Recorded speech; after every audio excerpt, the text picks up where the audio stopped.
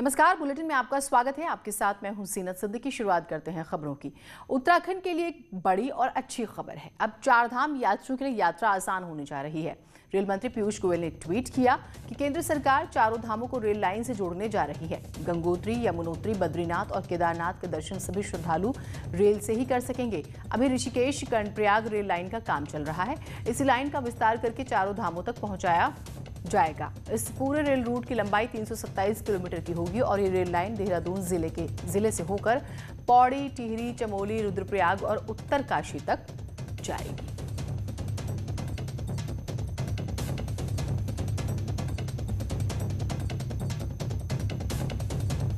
तो अब चारधाम चलो ट्रेन से, ये जानकारी ट्वीट के जरिए उन्होंने दी। इस पूरे प्रोजेक्ट के बारे में जो है उन्होंने ट्वीट करके रेल मंत्री पीयूष गोयल ने बताया है।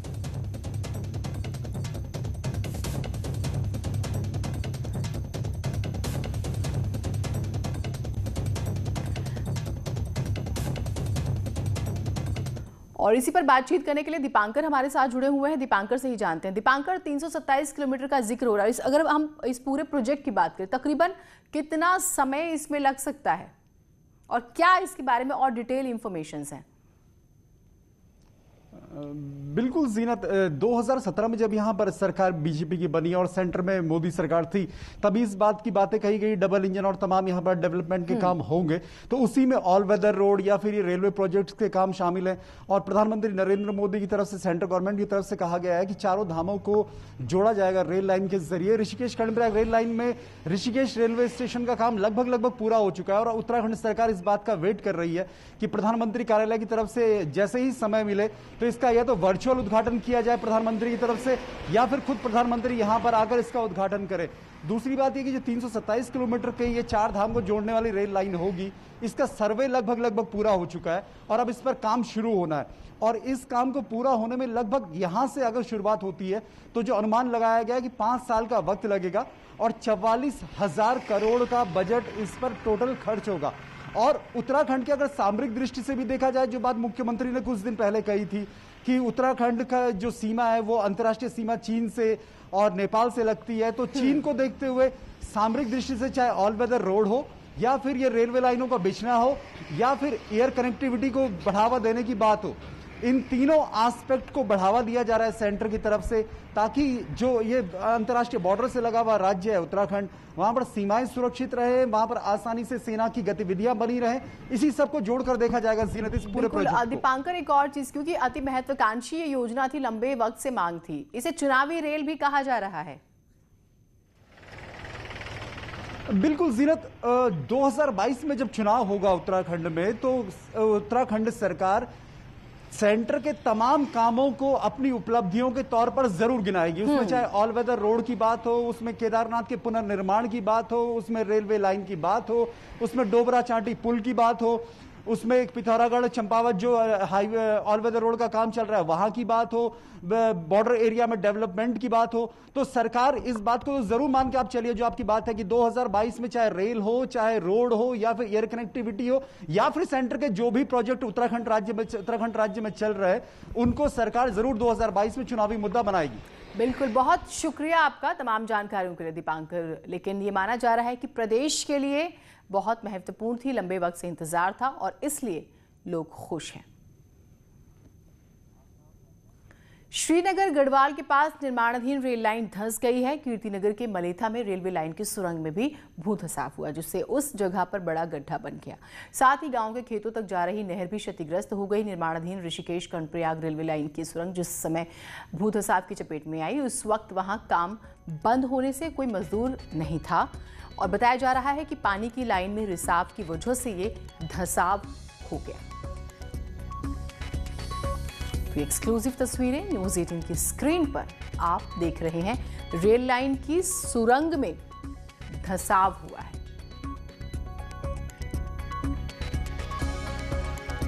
अच्छी बात यह है कि लोग काम नहीं कर रहे थे, जिसकी वजह से जानी नुकसान नहीं हुआ। और अब बात करते हैं राज्य में हो रही आफत की, बारिश की। तो उत्तरकाशी में यमुनोत्री हाईवे 36 घंटे बाद खुल गया है। मशीनों की मदद से कई जगहों पर बंद हाईवे को खोला गया और ट्रैफिक चालू कर दिया गया। सिलाई बैंड के पास 30 मीटर रोड भी बह गई थी और वहां पर नई रोड काटकर हाईवे को खोला गया है।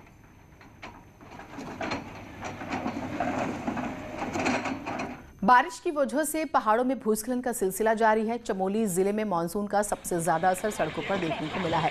बद्रीनाथ हाईवे पर अगर हम बात करें तो भनेरपानी, कोडिया, कुहेड़ के साथ ही नंदप्रयाग, हिलेरी स्पॉट और कर्णप्रयाग के पास बने नए स्लाइड जोन ने सबसे ज्यादा लोगों को परेशान किया है। ग्रामीण इलाकों में भी सड़कें बंद होने से लोगों की आवाजाही प्रभावित हो रही है। चमोली में भी अगर हम बात करें 25 ग्रामीण सड़कें बंद चल रही हैं, जिससे ग्रामीण इलाकों में आम जनजीवन प्रभावित हुआ है।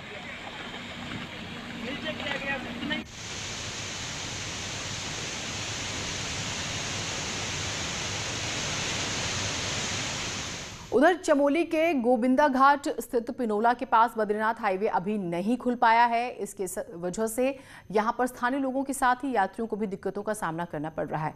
इमरजेंसी में जा रहे मरीजों को स्ट्रेचर पर लाया जा रहा है। तस्वीरें भी आप देख सकते हैं कि किस तरह से बीमार को यहां स्थानीय लोग सड़क बंद होने की वजह से पैदल ही स्ट्रेचर के सहारे लेकर जा रहे हैं। कई बार आपने देखा कि गर्भवती महिलाओं को जो है बाकायदा डोली जैसा एक बना के उसमें लेके जाया जाता था। पहाड़ी से मलबा आने की वजह से बद्रीनाथ हाईवे बंद है, तो लोगों का जीवन बहुत प्रभावित हुआ है।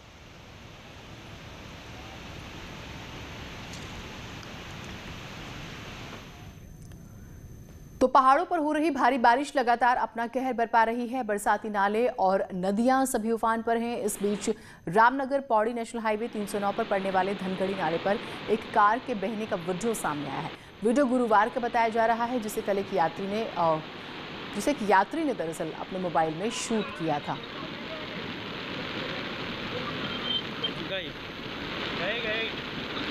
देखिए, बड़ी गाड़ी है और आप पानी की रफ्तार और आप बहाव जो है देखकर अंदाजा लगा सकते हैं कि किस तरह से इतनी भारी भरकम गाड़ी जो है बड़े आराम से बहा के ले जा रही है। उत्तरकाशी के बड़कोट तहसील में बारिश का तांडव देखने को मिला। चपटाड़ी और बनचांग गांव के बीच बारिश के कारण किसानों की कई एकड़ उपजाऊ फसल बर्बाद हो गई। पानी बढ़ने की वजह से कई जगह कटाव हो गया है। कई इलाकों में मोबाइल नेटवर्क नहीं होने से भी लोग परेशान हैं। बारिश के कारण कई पालियां भी क्षतिग्रस्त, पुलियां जो हैं वो क्षतिग्रस्त हुई हैं और जिससे आने जाने वाले लोगों को काफ़ी परेशानियां होती हैं।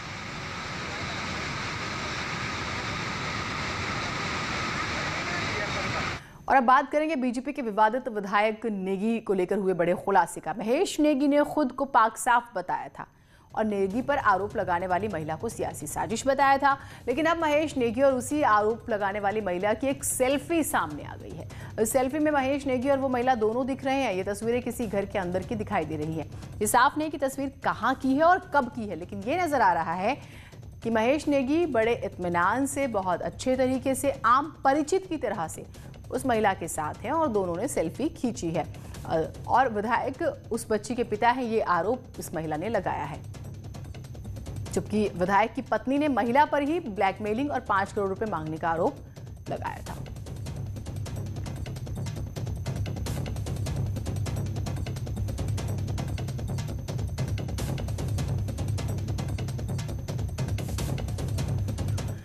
तो विधायक महेश नेगी के मामले में एक और नया मोड़ आया। नेगी पर आरोप लगाने वाली महिला के पति ने दून पुलिस के सामने आने से इनकार कर दिया है। महिला के पति का कहना है कि उसका अब महिला से कोई संबंध नहीं है। महिला के पति ने देहरादून में खुद की जान को खतरा बताया। इसी वजह से पुलिस को फोन करके शामली से दून नहीं आने की जानकारी दी है। सूत्रों के मुताबिक पुलिस ने विधायक की पत्नी से व्हाट्सएप डिटेल ले ली है, जिसमें आरोपी महिला और विधायक की पत्नी के बीच पैसों के लेन देन की बात हुई थी। देखिए, इसमें सारे एस्पेक्ट्स को हम लोग एग्जामिन कर रहे हैं और जो आरोप उन्होंने ब्लैकमेलिंग के लगाए हैं उसमें जो एविडेंसेस सामने आ रहे हैं उनको भी एग्जामिन कर रहे हैं। जो एलिगेशंस महिला ने लगाए हैं उनको भी हम लोग एग्जामिन कर रहे हैं और हमारा प्रयास यही है कि टाइमली हम लोग इसको कंप्लीट करें, लेकिन साथ ही साथ जो तमाम एस्पेक्ट्स हैं वो सभी को एग्जामिन करते हुए जो सही कार्रवाई हो उसको एंश्योर करने का हम लोग फोकस कर रहे हैं। 2022 के चुनाव में कांग्रेस मेहनती और समर्पित नेताओं को टिकट देगी। किसी लालची और स्वार्थी को नहीं, ताकि पार्टी के साथ वो ना हो जो 2016 में हरीश रावत और सरकार के साथ हुआ। मध्य प्रदेश में कमलनाथ सरकार के साथ जो हुआ, कांग्रेस के प्रदेश प्रभारी और सह प्रदेश प्रभारी का कहना है कि ईमानदार, साफ इमेज वाले और वफादार नेताओं को उम्मीदवार बनाया जाएगा और ऐसे ही नेताओं को जिम्मेदारी दी जाएगी। वहीं हर सीट पर 4-5 नेताओं की पहचान भी की जा चुकी है। भीतर घास से भी हम लोगों ने सबक लिया है और आज उत्तराखंड के 70 सीटों पर, प्रत्येक सीटों पर हमारे पास करीब उसे तो कई नेता हैं, लेकिन 5-6 लोग एकदम कर्मठ, निष्ठावान, ईमानदार कार्यकर्ताओं की पहचान हो चुकी है। पार्टी की तरफ से ये कोशिश होगी कि ईमानदार, स्वच्छ छवि और पार्टी के प्रति वफादार लोगों को आने वाले चुनावों में पार्टी उम्मीदवार बनाया जाएगा। बस ये नेता ये नहीं बता पाते कि ईमानदारी तय कैसे होती है। खैर, प्रदेश में बेरोजगारी को लेकर पूर्व सीएम हरीश रावत 1 सितंबर को उपवास करेंगे। अब हरीश रावत ने कहा है कि 1 सितंबर को देहरादून में अपने आवास पर वो उपवास करेंगे और नीति नियंताओं को उपवास के माध्यम से जागरूक करेंगे। मैं 1 सितंबर को बेरोजगार नौजवानों की इस व्यथा को समाज के सामने और राज्य के नीति नियंताओं के सामने लाने के लिए उपवास रखूंगा। 1 सितंबर को मैं अपने आवास पर उपवास रखूंगा इन नौजवानों के लिए और मैं आप सब। तो हरीश रावत 1 सितंबर को बेरोजगारी पर समाज और सरकार को जगाने के लिए उपवास करेंगे, लेकिन सरकार के प्रवक्ता मदन कौशिक का कहना है कि हरीश रावत कांग्रेस को जगाएं। सरकार तो अपना काम कर रही है और बेहतर तरीके से।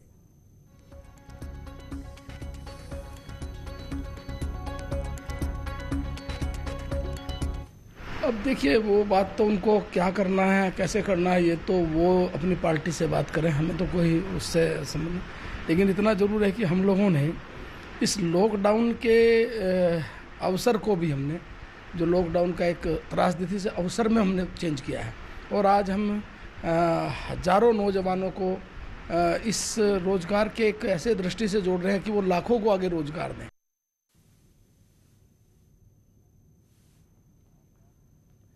उधर आम आदमी पार्टी ने उत्तराखंड में चुनाव लड़ने का ऐलान किया। ऐसे में क्या उत्तराखंड में आपकी राह आसान होगी, क्योंकि सूबे में तीसरे फ्रंट ने कभी भी प्रभाव तो नहीं छोड़ा है।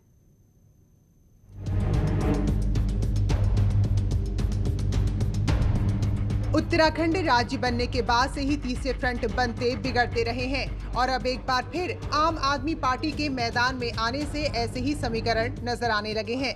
लेकिन कभी भी तीसरे फ्रंट को लोगों ने बहुत ज्यादा पसंद नहीं किया। 2002 में यूकेडी को 4, बीएसपी को 7 सीट मिली, जबकि 2007 में बीएसपी की सीटें बढ़ी और 8 हो गई। 2007 में उत्तराखंड क्रांति दल 3 सीटों पर ही सिमट गई। 2012 में बीएसपी यूकेडी 3-3 सीटों पर अटक गई। 2017 में क्षेत्रीय पार्टियों का पत्ता ही साफ हो गया।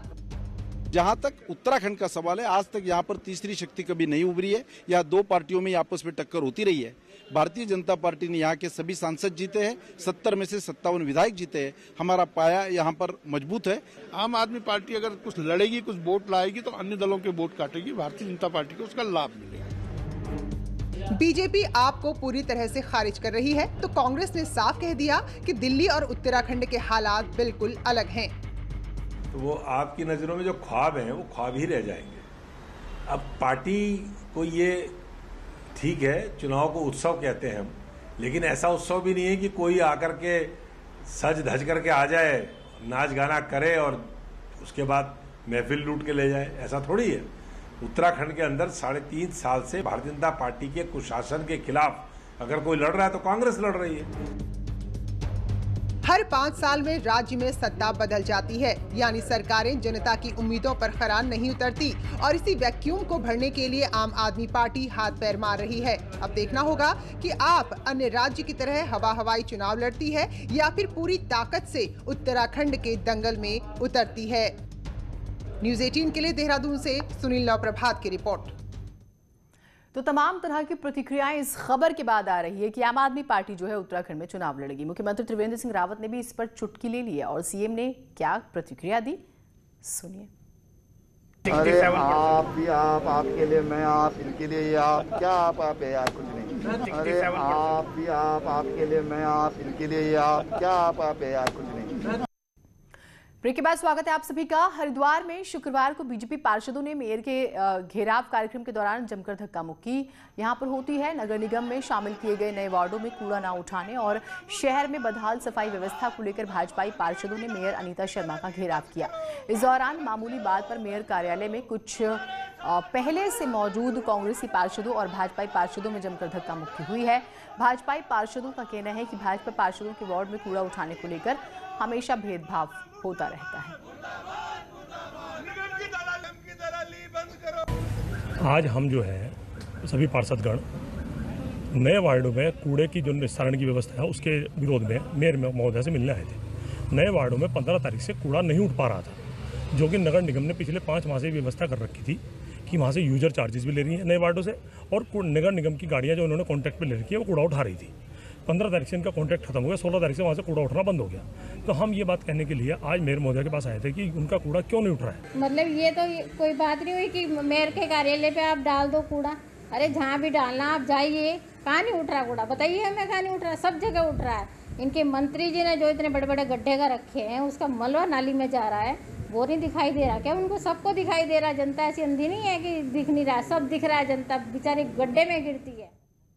उत्तरकाशी के जोशियाड़ा में भागीरथी नदी पर बने झूला पुल के खंभे पर एक युवक चढ़ गया और जिला प्रशासन और पीडब्ल्यूडी विभाग के खिलाफ नारेबाजी करते हुए आत्महत्या की धमकी देने लगा। बताया जा रहा है कि प्रकाश राणा के मकान की सीढ़ी और दीवार को पीडब्ल्यूडी की टीम तोड़ने पहुंची थी, जिसका विरोध वो कर रहा था, लेकिन विभाग के लोग नहीं माने तो वो खंभे पर चढ़ गया। हालांकि काफी समझाने के बाद युवक को नीचे उतारा गया। पीड़ित युवक का आरोप है कि बिना किसी सूचना के ध्वस्त करने टीम पहुंच गई थी, जबकि मामला कोर्ट में है।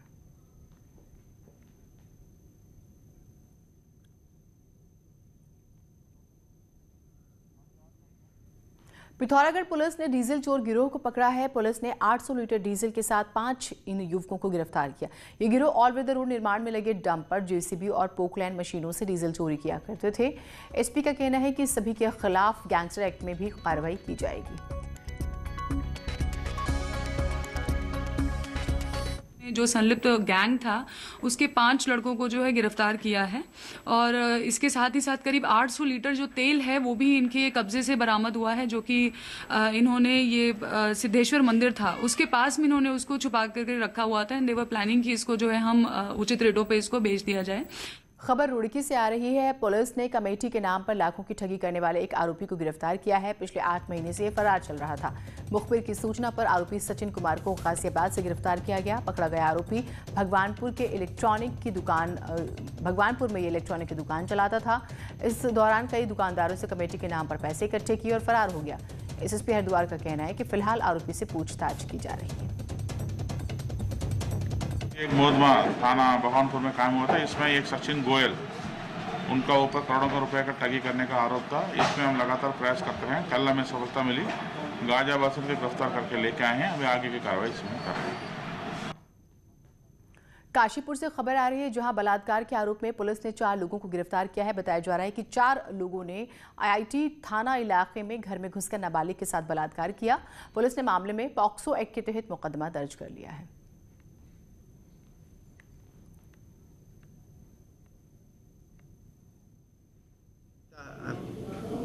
उसके साथ गलत कार्य करने का प्रकरण संज्ञान में आया है, तो इस पे अभियोग पंजीकृत कर लिया गया है और जो एक्यूज्ड हैं उनको अरेस्ट कर लिया गया है। अभी इनमें इन्वेस्टिगेशन चल रही है और न्यायालय के समक्ष इनको पेश किया जाएगा। और आइए अब देख लेते हैं पहाड़ एक्सप्रेस। रोडवेज कर्मचारियों की परेशानी को लेकर सचिवालय में बैठक हुई, जिसमें अपर मुख्य सचिव ने मांगे जल्द पूरा करने का भरोसा दिया। कोरोना के बढ़ते मामलों को लेकर नई टिहरी में बढ़ाई गई सैंपलिंग। कंटेनमेंट जोन को पूरी तरह से बंद रखने के आदेश। अल्मोड़ा के कौसानी बागेश्वर एनएच की खस्ता हालत के खिलाफ कांग्रेस ने विरोध प्रदर्शन किया। अल्मोड़ा में बने कुछ रोगियों के अस्पताल को एसबीआई ने की मदद। बजट की कमी की वजह से मरीजों को दिक्कतें हो रही थी। खटीमा में बने 100 बेड के अस्पताल का सीएमओ ने किया निरीक्षण। आईसीयू में तकनीकी खामियों की वजह से चल रहे निर्माण कार्य को रोकने का निर्देश। खटीमा के पुराने तहसील में नगरपालिका के कूड़े फेंके जाने का विरोध शुरू हो गया। टिहरी में लगातार बारिश के बाद अलर्ट पर आपदा प्रबंधन विभाग, अधिकारियों को भी अलर्ट रहने के निर्देश। विकासनगर के दिल्ली यमुनोत्री हाईवे पर हथियारी के पास मलबा आने से सड़क बंद। भाजपा में कांग्रेस कार्यकर्ताओं ने तराई को बचाने के लिए बैठक की। कांग्रेस ने आरोप लगाया कि एनडी तिवारी ने तराई को बसाया था।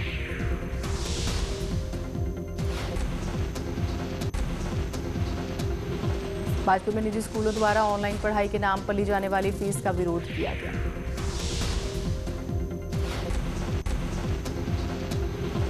पौड़ी दौरे पर पहुंचे पर्यटन सचिव ने विभागीय अधिकारियों के साथ कई इलाकों का निरीक्षण किया। और इसी के साथ इस बुलेटिन में इतना ही। नमस्कार।